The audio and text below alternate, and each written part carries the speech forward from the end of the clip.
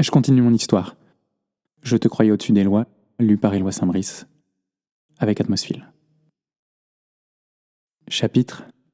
Alors, tu repars quand?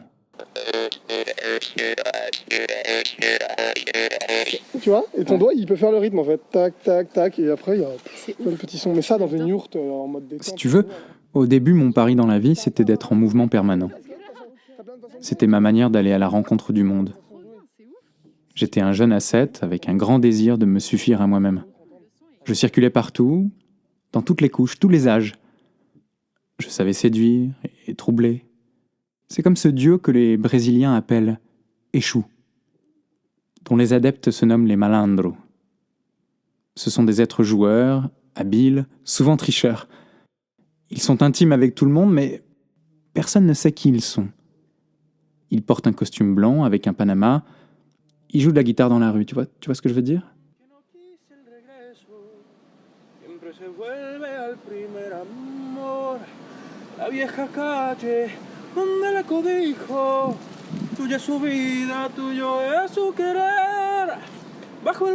Eh bien moi, à 18 ans, je suis devenu un malandro, sans le costume. Les Brésiliens m'ont montré la voie. C'était une technique de survie. Tendre un miroir de charme à la société pour y naviguer sans entrave. Le vrai malandro est souvent un musicien de samba ou un magicien de rue.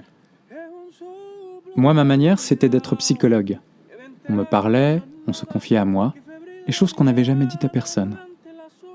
J'appuyais sur un bouton et c'est comme si ça sortait. J'interprétais les rêves, je détectais les secrets rentrés, je les poussais dehors. J'étais jeune et j'avais cette facilité-là, on me faisait confiance. Et puis un jour, à Paris, des amis m'ont dit « Alors, tu repars quand ?» Sur le moment, je n'ai pas compris.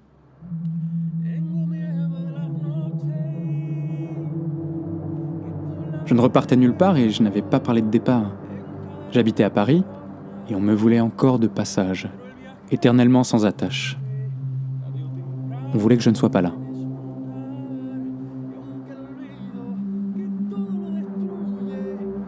Ça s'est arrêté net un jour.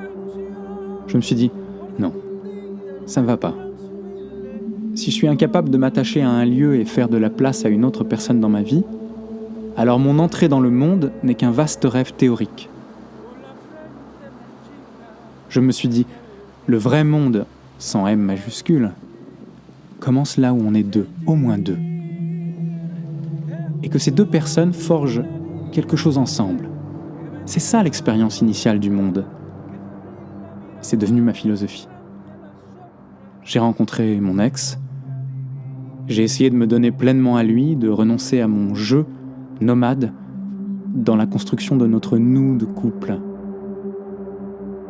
Je réfléchissais tout le temps à l'éthique, la fusion, les concessions à faire. Je faisais mon examen de conscience, je me changeais intérieurement pour décourager mes pulsions égoïstes et bien plus encore. Je pense que ce n'est pas forcément généralisable comme expérience, mais je me suis pris une gamelle. Pour dire la vérité, j'étais dans l'extrême et je me suis fait manger. Parce qu'en face de toi, tu as quelqu'un qui ne renonce pas à lui-même. Donc le vide est rempli par le plein. C'est toi qui es dilué. C'est toi qui t'évapore.